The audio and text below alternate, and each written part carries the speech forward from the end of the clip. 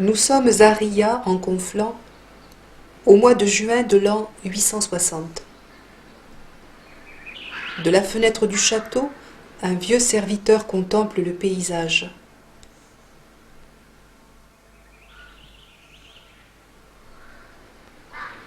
Au loin, la tête qui s'écoule vers les bois et les prés de Prades.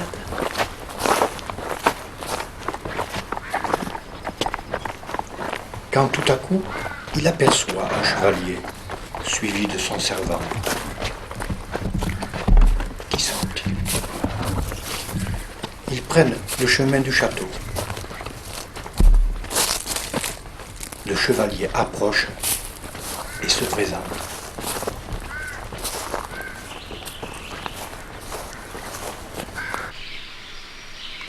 Je suis Guifré.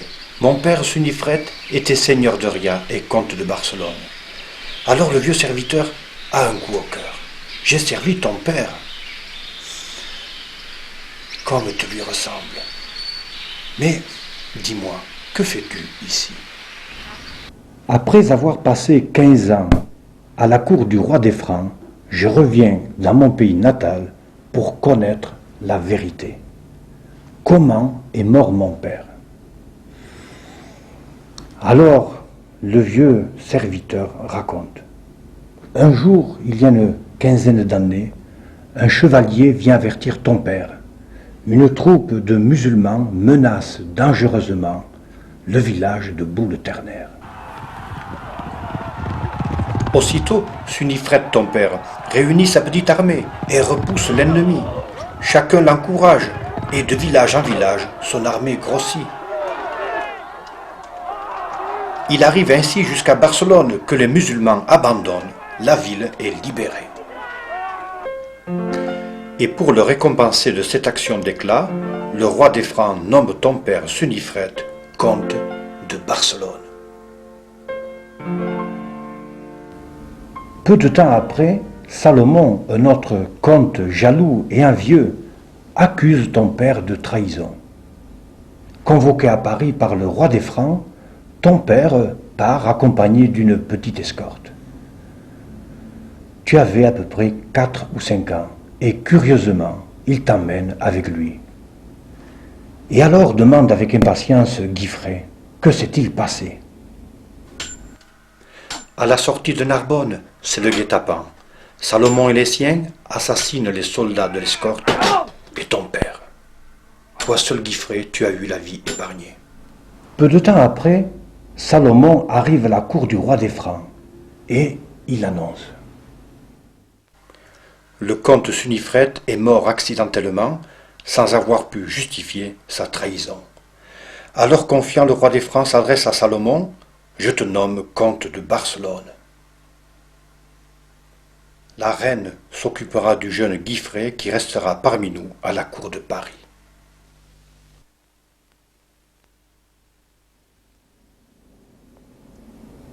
Terrible révélation pour Guifré.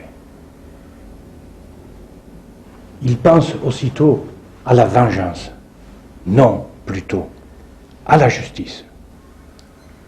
2 jours après, Guifré trouve le comte Salomon en Cerdagne et il lui dit: Je suis Guifré, fils du comte Sunifret, que vous avez lâchement assassiné voilà 15 ans. Je demande justice et réparation. Aussitôt le duel s'engage. D'un côté, un combattant aguerri, de l'autre côté, un jeune homme encore. Mais la foi en la justice le porte. Dès le premier assaut, Guifré est touché. Sa tête penche, Il tombe de son cheval. mais dans un suprême effort, il transperce Salomon qui tombe mort. Vite, on se précipite sur Guifré qui lui aussi a roulé dans l'herbe. Il respire. Alors, on le soulève délicatement par les épaules. Il fait signe qu'on lui amène son bouclier doré, tout cabossé par les coups qu'il a reçus. Alors Guifré trempe sa main dans sa blessure et avec ses 4 doigts pleins de sang, il trace sur son bouclier doré 4 lignes rouges.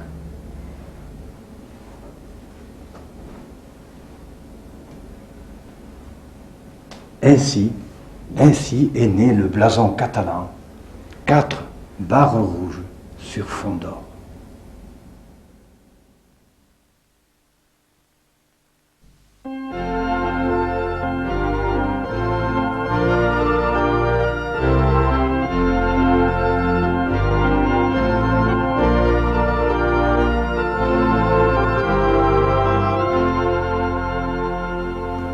Voilà donc l'histoire de Guifré et du blason catalan.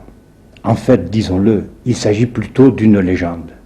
Mais Guifré a existé, il a été comte de Barcelone, et il porte le nom historique de Guifré le Poilu, ou en catalan, Guifré el Pelós. Voici son histoire racontée sur un parchemin ancien.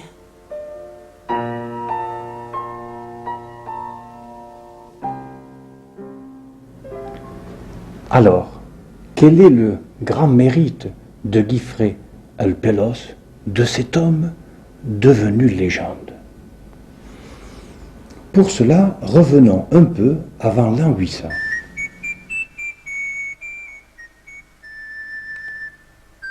Chacun connaît la rapide progression des armées musulmanes qui sont arrêtées à Poitiers en 732.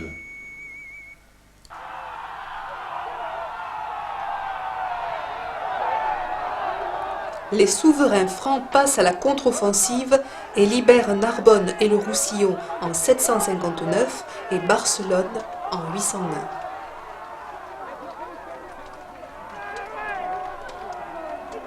Voici Charlemagne, coiffé de sa couronne, à la tête de son armée. Puis Charlemagne fonde la Marche d'Espagne. Les frontières sont à Barcelone, au fleuve Llobregat et à Sals. Cette marche d'Espagne est commandée par un marquis nommé par les rois francs, c'est un fonctionnaire. Lorsque le marquis meurt, Charlemagne ou ses successeurs nomment un autre fonctionnaire, un autre marquis. Le grand mérite de Guifré, c'est d'avoir rendu cette charge héréditaire. En effet, il décide qu'à sa mort, ce sera son fils, puis son petit-fils qui vont lui succéder. Ainsi est née la dynastie des comtes catalans et plus tard des rois catalans. Aujourd'hui, nous dirions que Guifré el Pelós est un nationaliste. On peut dire que désormais, la Marche d'Espagne est devenue un pays indépendant.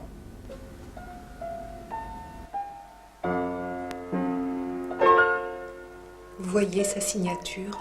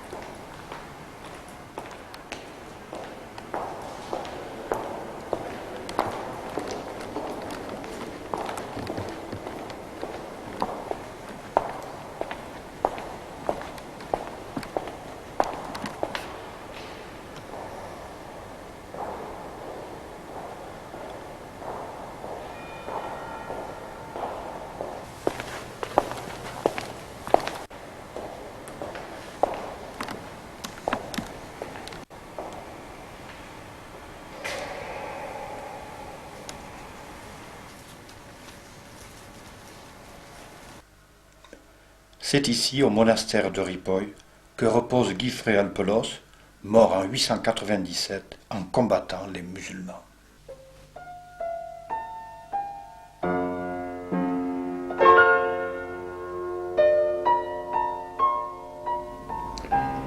On peut donc dire que c'est avec Guifré el Pelós que commence véritablement l'histoire de la Catalogne. És amb el Guifré el Pelós que commence l'histoire de Catalogne. Voilà pourquoi, à partir de ce moment, tous les noms propres, qu'ils soient de lieux ou qu'ils soient de personnes, seront dits et écrits en langue catalane. Donc la marche d'Espagne est commandée par un marquis ou un comte. Du point de vue religieux, elle est partagée en 5 évêchés. Barcelone, Gérone, Ouzone, Urgell, Elne. L'archevêché est porté à Narbonne, car Tarragone, siège de l'archevêché du temps des Visigoths, est aux mains des musulmans.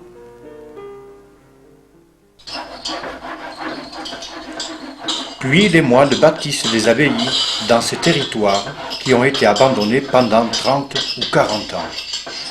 C'est autour des abbayes que s'organise une toute nouvelle société.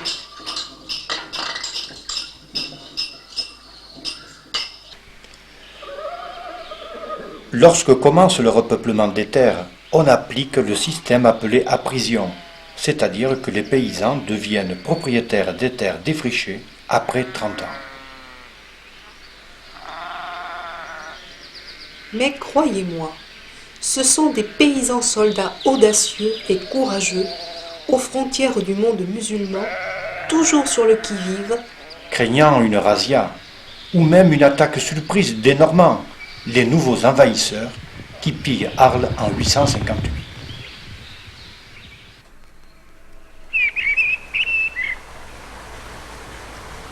Chez nous, l'abbaye de Saint-Michel de Couchat joue l'élément moteur.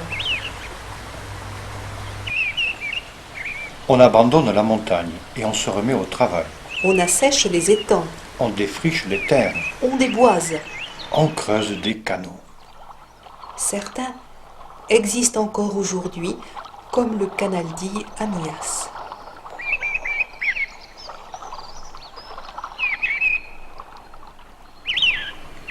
Par contre, certains monastères, comme celui de Saint-Climent de Régleil, à l'origine des territoires d'Ille de Tête et de Néfiac, a sombré dans l'oubli.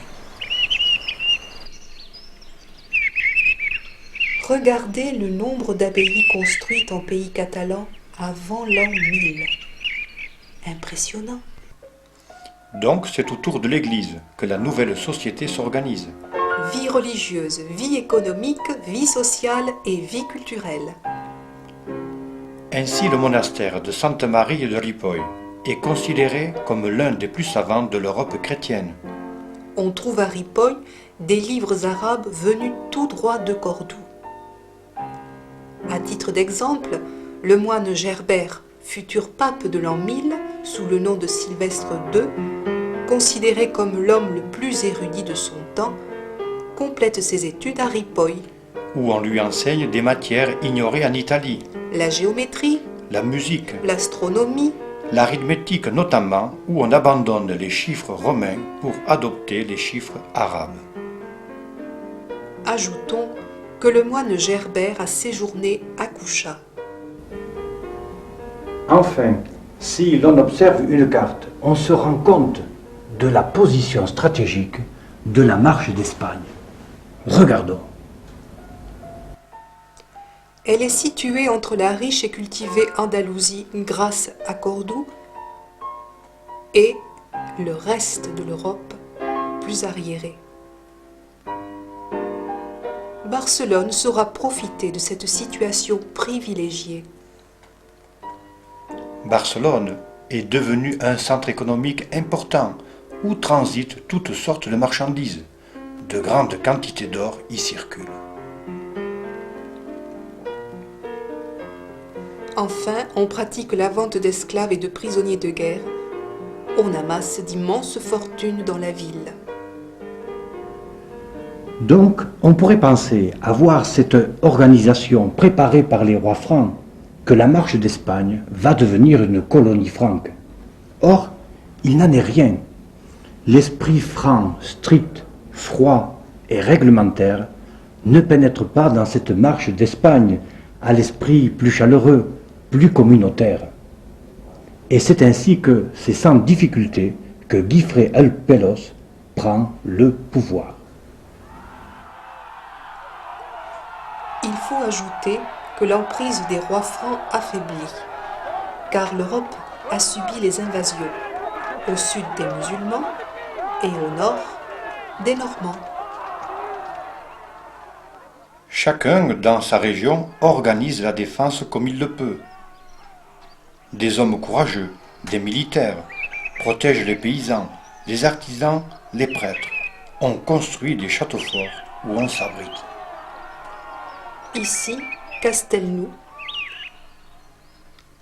Chaque village possède sa maison fortifiée. Peu à peu, ces militaires, aidés par les spécialistes de la guerre que sont les chevaliers, vont devenir les seigneurs de l'endroit. ainsi naît la féodalité.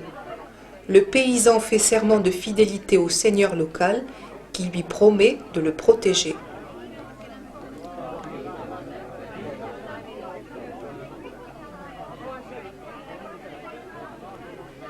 Le seigneur local prête serment de fidélité au comte.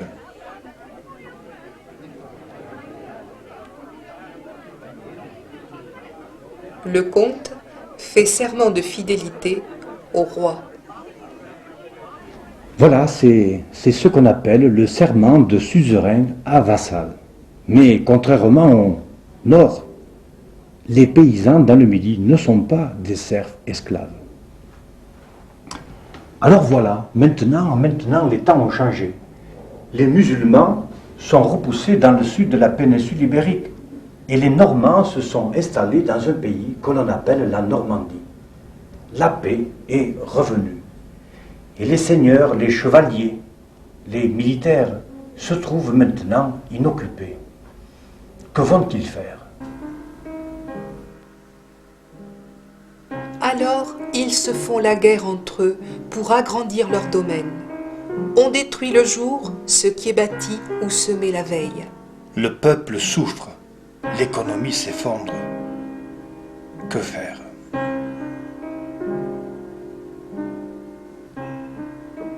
Certes, dans le royaume des Francs, on avait bien tenté de trouver une solution à la violence qui se déchaînait. En 989, au concile de Chareux, près de Poitiers. En 990, au concile du Puy. En 997, à Limoges. En 1000, à Poitiers. Mais en vain. Eh bien, la solution sera trouvée chez nous, en Al Rosario.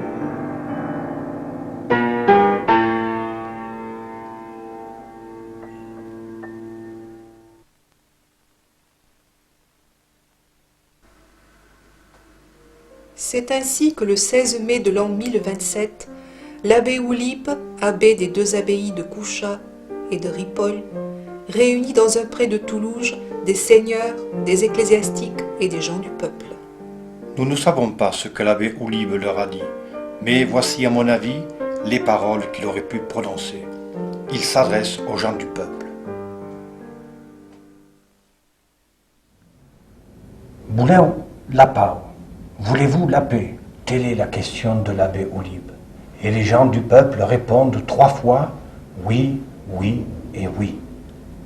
Alors l'abbé Oulibe répond oui, les gens du peuple veulent la paix, les gens du peuple ont des droits. Et alors il se tourne, il s'adresse cette fois aux seigneurs, aux chevaliers, aux vicomtes, aux puissants. Vous les puissants, autrefois, vous protégez les démunis, les travailleurs. Maintenant, vous détruisez le jour ce qui a été construit la veille. Vous les puissants, vous avez des devoirs. Et puis, souvenez-vous des paroles du Christ. Aimez-vous les uns les autres. Telle est la pensée de l'abbé Oulibe. Les hommes ont des droits, et ce n'est pas suffisant. Ils ont aussi des devoirs. Et les hommes sont faits pour s'aimer les uns les autres. Mais l'abbé Oulibe devient menaçant. Si vous pratiquez la violence, vous serez excommunié. Et l'excommunication, à cette époque, c'est la pire des choses qui puisse s'abattre sur quelqu'un. Alors, écoutez. Aucun chrétien ne doit manger avec les excommuniés, ni boire avec eux, ni les embrasser, ni les saluer, ni leur parler. Et s'ils meurent excommuniés, ils ne peuvent être enterrés près des églises. Et s'ils ne font pas cas de l'excommunication, ils seront frappés d'anathème, c'est-à-dire perdus comme le traître Judas.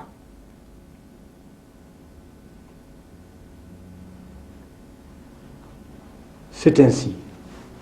C'est ainsi que le 16 mai de l'an 1027 est proclamée à Toulouse la trêve de Dieu. Voici le texte exact.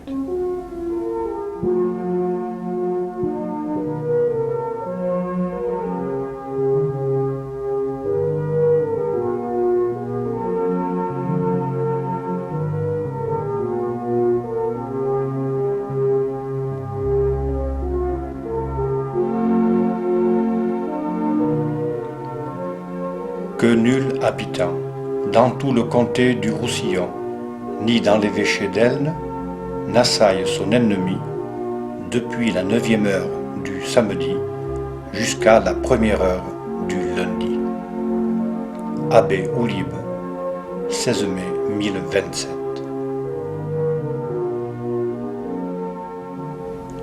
Et dès les premières semaines, on se rend compte que le dimanche est devenu un jour de paix. Alors, imaginons le bonheur des populations du Roussillon.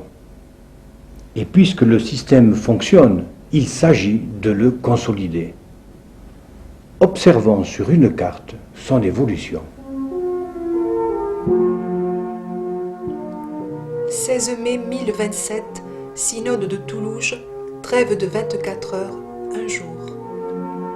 1033, synode de Vic et Ozone, trêve hebdomadaire portée par l'évêque et Oulib à 3 jours.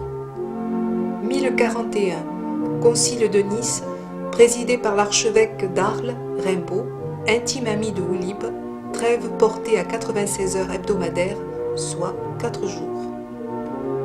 1042, concile de Saint-Gilles, la paix est reconduite. 1043, 8e concile de Narbonne, avec Rimbaud et Oulib. 1064, concile de Barcelone. 1064 et 1066, concile de Toulouse, trêve portée à 319 jours par an. 1068, concile de Gérone.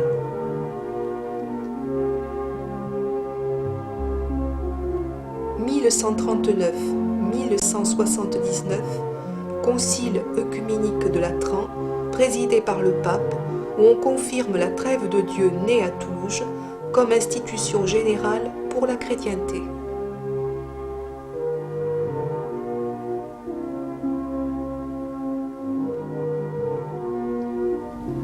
En conclusion, écoutons l'opinion de Pierre Ponsic. À partir de 1027, la flamme allumée à Toulouse par l'abbé Oliba et quelques roussillonnais collèges ne devait plus s'éteindre, mais, portée de proche en proche et d'abord comme il était naturel dans la France du Midi, elle allait se propager jusqu'à devenir une grande lumière bienfaisante pour toute l'Europe chrétienne. Et l'un des principaux éléments qui rendirent possible le puissant réveil médiéval.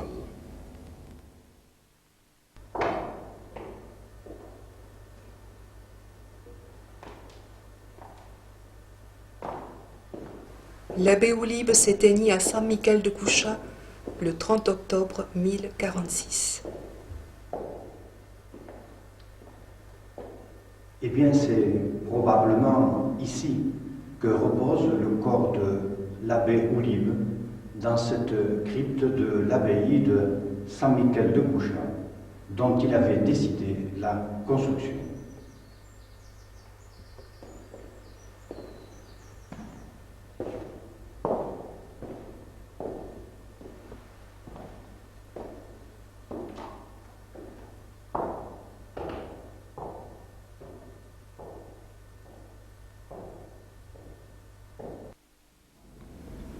Nous pouvons maintenant conclure l'entretien d'aujourd'hui, marqué par deux hommes exceptionnels. D'abord Guifré el Pelos, c'est l'homme légendaire et historique. C'est le fondateur de la nation catalane.